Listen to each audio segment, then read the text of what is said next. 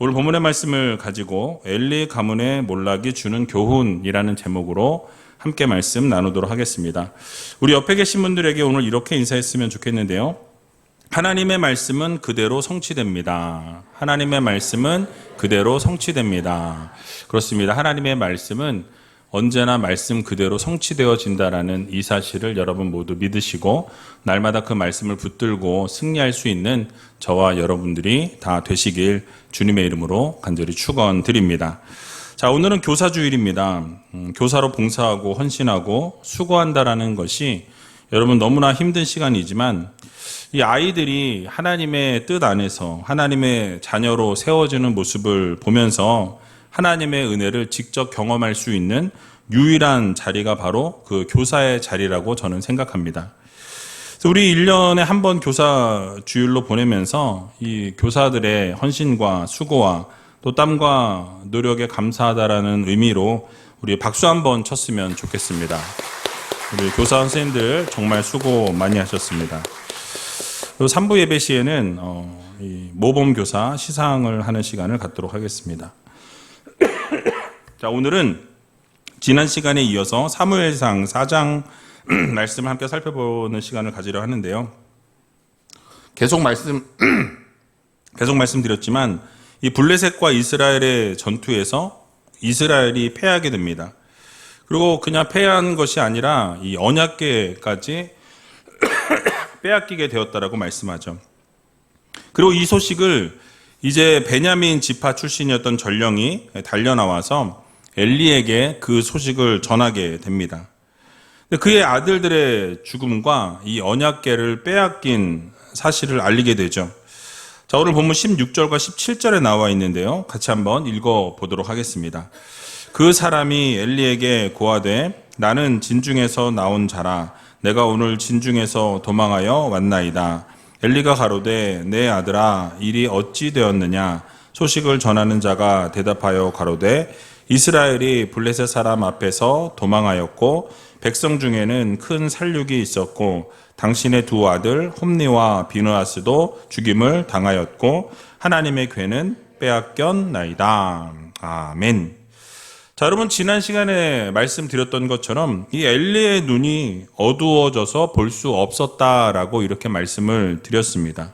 근데 이것을 뒷받침해 주듯이 전령이 지금 엘리 앞에 나와서 이 좋지 않은 소식을 전하게 되는 것을 보게 되죠. 전쟁의 참패를 표현하는 방법으로 이 자신의 옷을 찢었다라고 말씀을 드렸고요. 또 이 재를 뿌렸다라고 말씀을 드렸습니다. 그렇게 재를 뿌리고 옷을 찢고 이 엘리 제사장 앞에 나와서 이 모든 것들을 이야기하고 있지만 엘리는 그것을 알아보지 못했다라는 거예요. 그러면서 어찌 되었느냐라고 묻는 것을 우리는 보게 됩니다. 여러분 이런 모습을 통해서 엘리는 신체적인 눈만 어두웠던 것이 아니라 영적인 눈도 어두워졌다라고 말씀을 들었었죠.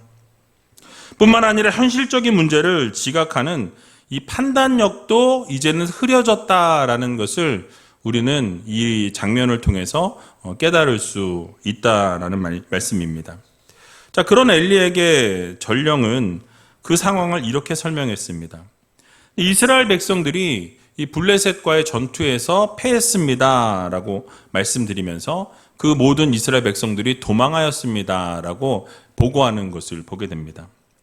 또 백성들에게 큰 살육이 있었고 엘리의 두 아들인 홈니와 비느하스 역시 죽임을 당했다라고 보고하게 되죠. 뿐만 아니라 하나님의 궤까지도 하나님의 언약궤까지도 빼앗기게 되었습니다라고 이렇게 안타까운 소식을 전하게 되죠. 자, 그러자 엘리가 어떻게 되었습니까? 오늘 18절의 말씀 보니까 이렇게 말씀합니다. 같이 한번 읽어보겠습니다.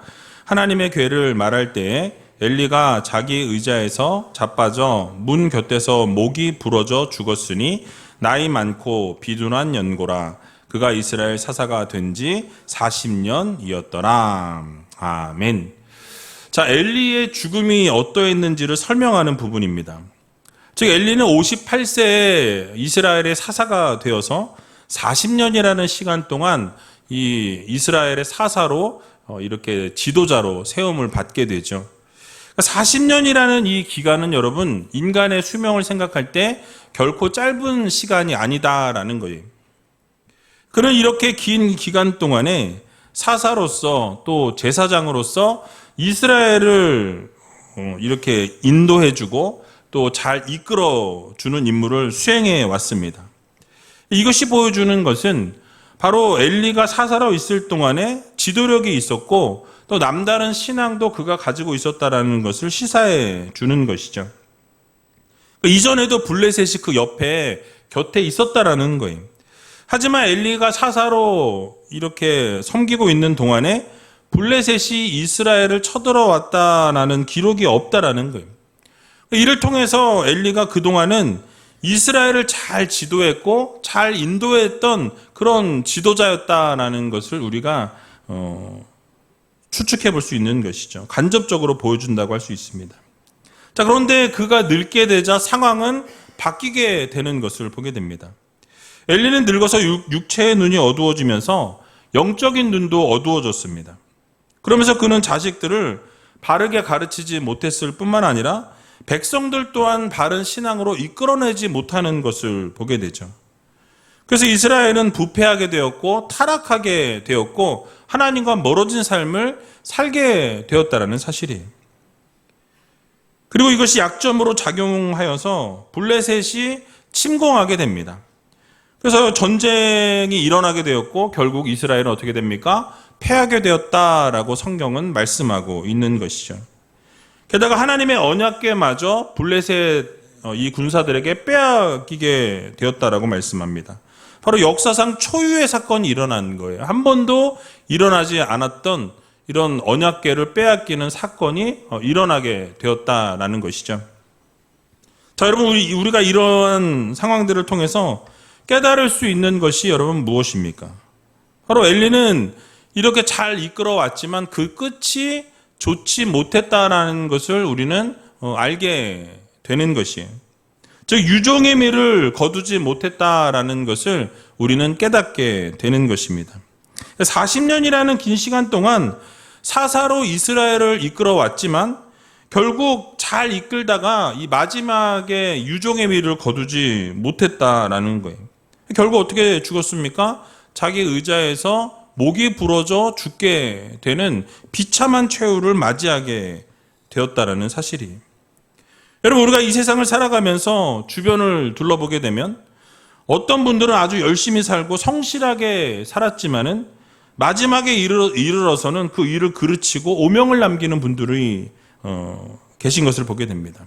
그러니까 순간적인 실수나 이 부주의로 인해서 일생 동안 평생 동안 쌓아 올렸던 그 명예가 한순간에 다 무너져 버리게 되는 것을 보게 되는 것이죠. 그래서 다윗은 시편 34편 12절에서 14절 말씀에 이렇게 말씀하는 것을 보게 됩니다. 우리 같이 한번 읽어보도록 하겠습니다. 생명을 사모하고 장수하여 복 받기를 원하는 사람이 누구뇨? 내 혀를 악에서 금하며 내 입술을 괴사한 말에서 금할지어다. 악을 버리고 선을 행하며 화평을 찾아 따를지어다. 아멘. 자, 여러분 무슨 말씀하고 있습니까? 우리가 이 세상 살아가면서 생명을 사모하고 오래 살기를 원하고 하나님으로부터 복을 받기를 원한다면 악한 말이나 거짓말을 하지 말라고 말씀하고 있어요. 그리고 그 악에서부터 떠나라고 말씀합니다. 또 선을 행하고 언제나 평화를 추구하는 하나님의 말씀에 순종하는 하나님의 자녀들 백성들이 되어야 한다라고 말씀하는 것을 보게 됩니다.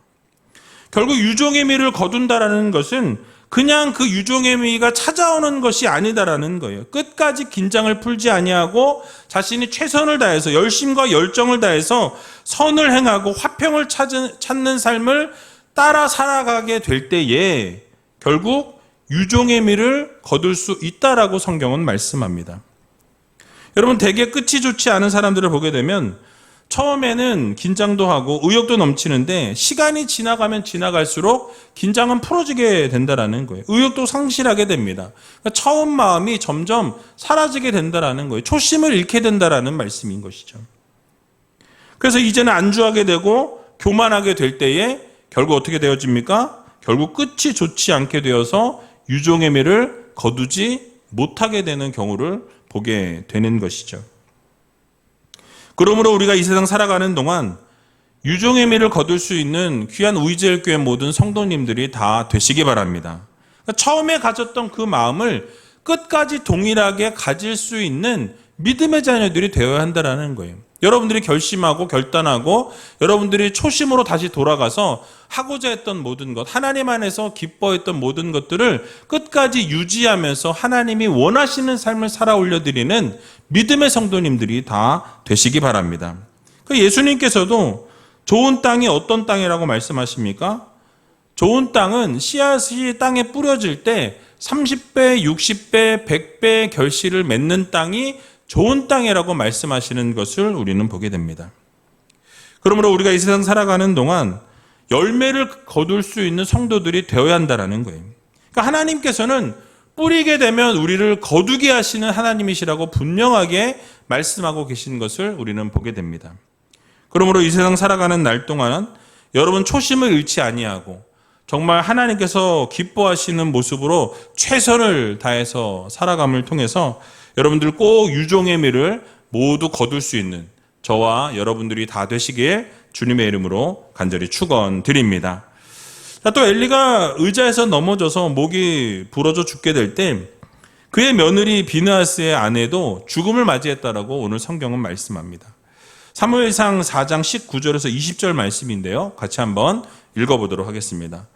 그의 며느리 비느하스의 아내가 잉태하여 산기가 가까웠더니 하나님의 궤에 빼앗긴 것과 그 시부와 남편의 죽은 소문을 듣고 갑자기 아파서 몸을 굽으려 해산하고 죽어갈 때에 곁에 섰던 여인들이 그에게 이르되 두려워 말라 내가 아들을 낳았다 하되 그가 대답지도 아니하며 관념치도 아니하고. 아멘. 자, 엘리의 며느리가 전쟁에서 있었던 일들과 또 엘리의 죽음에 대해서 듣게 될 때에 갑자기 조산을 하게 되었다라고 말씀합니다. 결국 죽음을 맞이하게 되었다라는 거예요. 여러분, 이내 엘리의 두 아들의 패역한 죄와 그들의 죄를 알고도 그냥 덮어버렸던, 책망하지 않았던 엘리의 죄의 결과였다라는 거예요. 여러분, 일찍이 우리가 살펴보았던 것처럼 하나님께서 분명히 엘리 가문을 완전히 망하게 하실 것이다 라고 예언하시는 부분이 있었습니다. 하나님의 그 예언의 말씀이 오늘 본문을 통해서 완전히 성취되어지는 것을 우리는 보게 되죠. 여러분, 그렇습니다. 하나님의 말씀은 언제나 진실하고 하나님의 말씀은 언제나 성취되어진다라는 사실을 여러분들 모두 믿으시기 바랍니다. 하나님의 말씀은 언제나 진실하다라는 거예요. 말씀하신 그대로 그 말씀이 이루어진다라는 것을 우리는 반드시 기억해야 할 것입니다.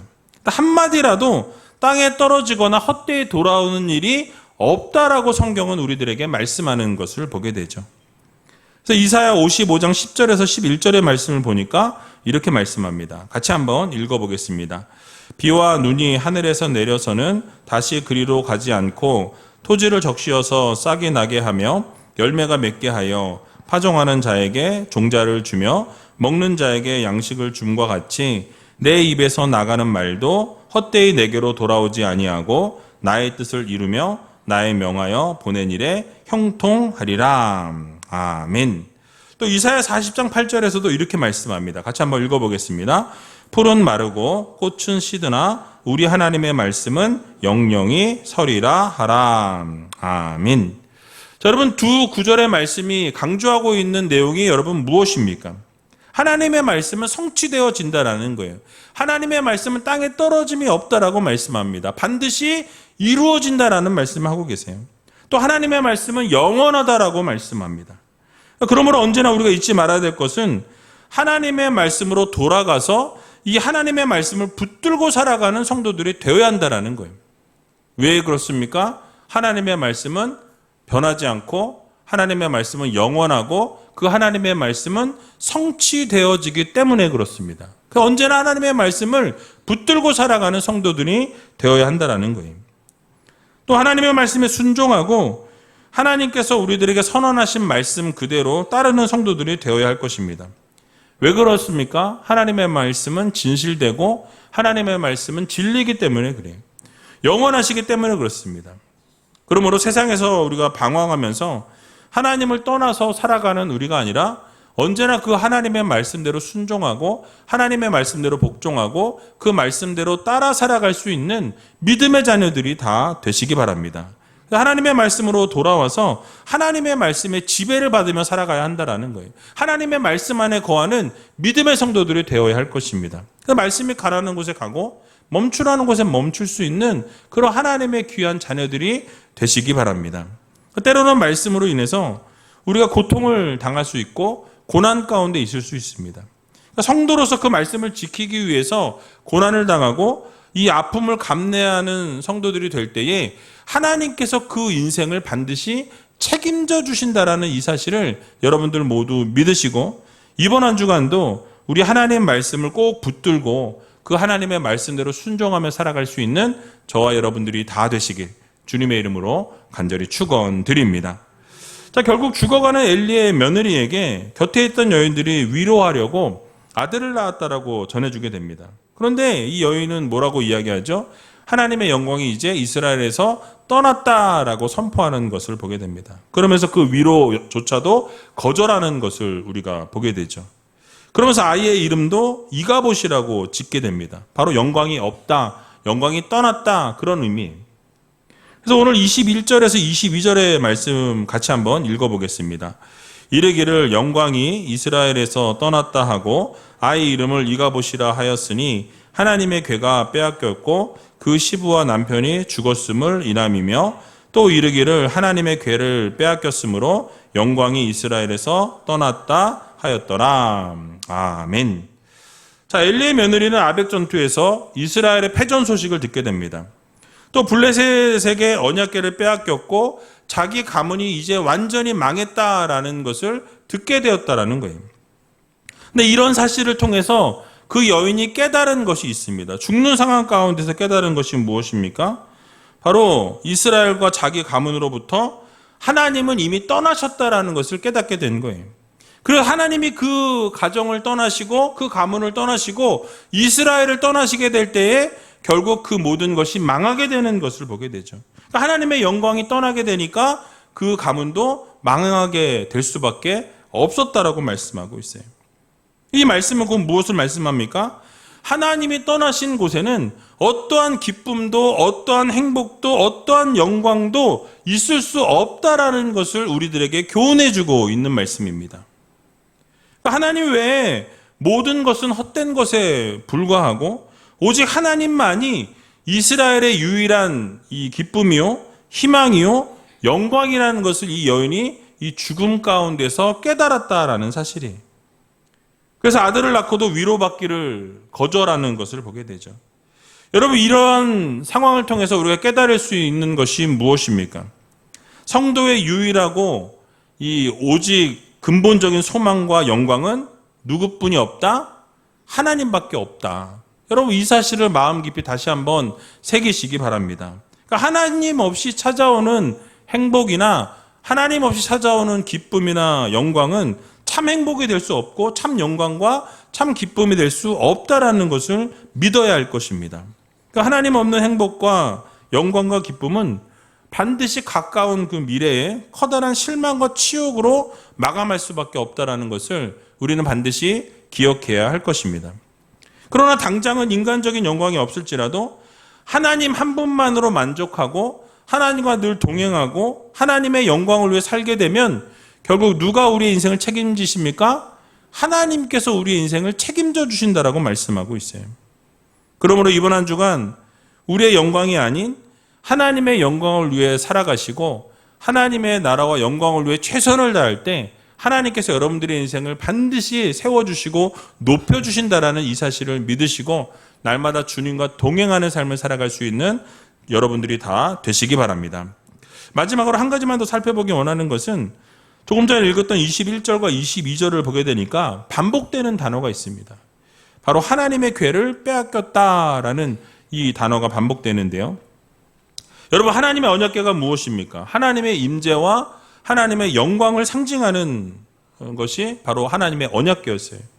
뿐만 아니라 이 언약궤는 하나님의 말씀을 상징하기도 했습니다. 그래서 언약궤 안에는 하나님의 율법의 핵심인 이 십계명이 새겨진 두 돌판이 이 언약궤 안에 있었다라고 성경은 말씀하죠. 따라서 하나님께서 이 언약궤를 이스라엘에 두셨다라는 것은 이스라엘의 하나님의 말씀을 맡기셨다라고 우리는 생각해야 한다라는 거예요. 그러니까 하나님께서 이스라엘 백성들을 선택하셨습니다.